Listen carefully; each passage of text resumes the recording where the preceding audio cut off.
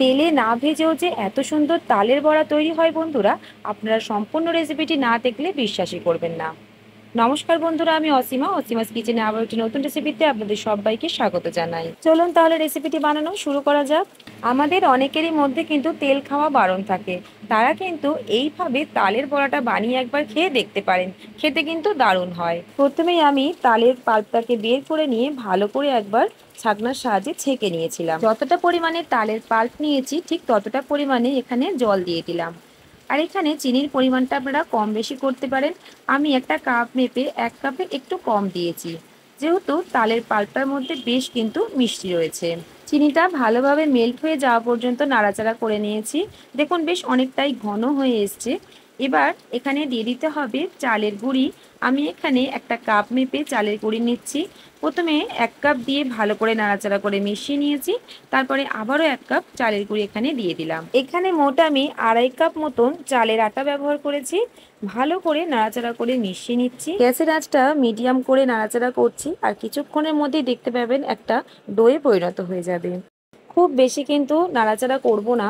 কিছুক্ষণ এটা যদি বাইরে ঠান্ডা হতে রাখা হয়, এটা কিন্তু অনেকটাই শক্ত হয়ে আসবে। তাই চালের আটাও কিন্তু খুব বেশি দিলে ভালো লাগবে না। দেখুন এবার আমি একটা অন্য পাত্রের মধ্যে তুলে রেখে দিচ্ছি।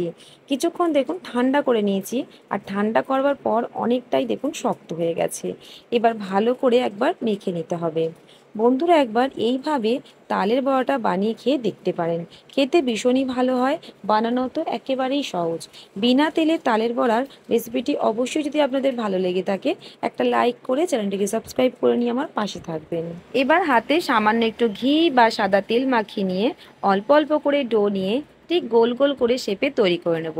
যেরকম ঠিক তালের বড়া তৈরি হয় সেই রকম করেই গোল গোল করে তৈরি করে নিতে হবে। আমি ঠিক একইভাবে সবগুলোকেই তৈরি করে নিচ্ছি। দেখুন কতটা সুন্দর সবগুলোকে তৈরি করা হয়ে গিয়েছে।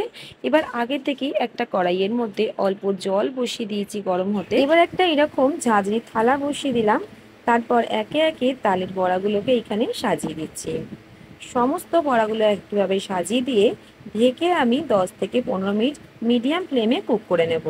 খুব বেশিক্ষণ কিন্তু বন্ধুরা সময় লাগে না, বানানো খুবই সহজ, খেতে কিন্তু দুর্দান্ত স্বাদের হয়। 15 মিনিট পর ফিরে এলাম। দেখুন তালের এই বড়াগুলো কিন্তু ফুলে অনেকটাই ডবল হয়ে গেছে, আর কালারটাও কিন্তু অনেকটাই চেঞ্জ হয়ে গেছে।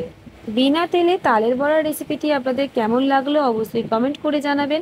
যদি ভালো লাগে চ্যানেলটিকে সাবস্ক্রাইব করে নিয়ে পাশে থাকবেন। পাশে থাকা বেল আইকনটি অবশ্যই প্রেস করবেন, তাহলে যখনই আমি নতুন কোনো ভিডিও আপলোড করব সর্বপ্রথম আপনাদের কাছেই পৌঁছে যাবে। যদি ভিডিওটি আমার ফেসবুক পেজ থেকে দেখে থাকেন, পেজটিকে অবশ্যই ফলো করে নেবেন। নরম তুলতুলে তালের বড়া রেসিপিটি যদি বাড়িতে ট্রাই করেন অবশ্যই কমেন্টে জানাতে একেবারে ভুলবেন না যে খেয়ে আপনাদের কেমন লাগলো। আজকের মতন তাহলে আসি, আবারও দেখা হচ্ছে অন্য কোনো রেসিপি নিয়ে। ভালো থাকবেন, সুস্থ থাকবেন।